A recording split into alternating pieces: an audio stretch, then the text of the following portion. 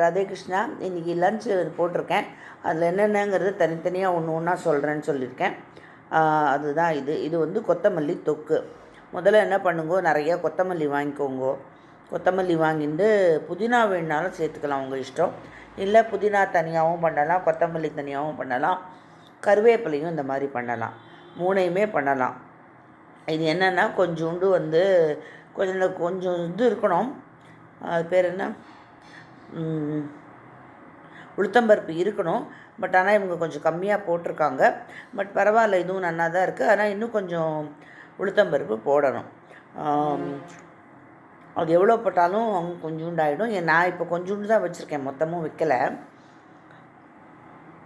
இதுக்கு தான் நல்லா கொத்தமல்லி அலம்பிட்டு வச்சுட்டு அதுக்கப்புறம் வந்து அடுப்பில் வந்து வாணலி போட்டு எண்ணெய் விட்டுட்டு, கொஞ்சமாக எண்ணெய் விட்டுட்டு கடுகு, கொஞ்சோண்டு தான் கடுகு போடணும். கடுகு, உளுத்தம்பருப்பு நிறைய போட்டுக்கோங்க.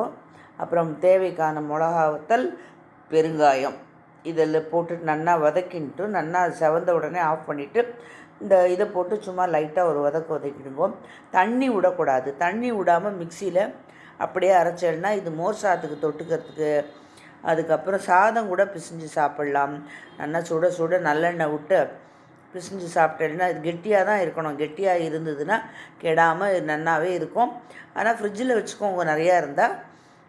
இது வந்து சாப்பிட்றதுக்கு வந்து ரொம்ப நல்லா இருக்கும். இது இந்த அன்னத்வேஷம் இருக்கிறவாளுக்கும் கொஞ்சம் பார்த்தாலே பிடிக்கும், இது சாப்பிட்ணும் போல் இருக்கும். ஸோ கொத்தமல்லி புதினா எல்லாமே உங்களுக்கு பசியை தூண்டுற இது தான். அதனால் வந்து இதை பண்ணி சாப்பிட்டு பாருங்கோ எல்லோரும். அதை அப்படியே மிக்சியில் வந்து இதுவாக அரைக்கணும், ரொம்ப நைஸாக இல்லாமல் கொஞ்சம் குறைன்னு அரைச்சி வச்சுக்கணும். அவ்வளோதான். சாதத்துக்கு போட்டு பிசைஞ்சு சாப்பிட்லாம். இன்னும் கொஞ்சோண்டு மோர் சாதத்துக்கு தொட்டுனா ரொம்ப அருமையாக இருக்கும். அவ்வளோதான். இது கொத்தமல்லி தொக்கு.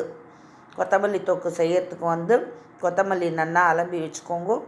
அதுக்கப்புறம் வந்து அடுப்பில் வந்து வானா போட்டுட்டு எண்ணெய் விட்டுட்டு கொஞ்சோண்டு கடுகு, உளுத்தம்பருப்பு கொஞ்சம் நிறையா போடுங்க. அது நீங்கள் எவ்வளோ எடுத்துட்டுருக்கீங்களோ அந்த குவான்டிட்டி அளவு போட்டுக்கோங்க. அந்த தொகையலுக்கு மேலே இருக்கணும் வந்து அந்த பருப்பு.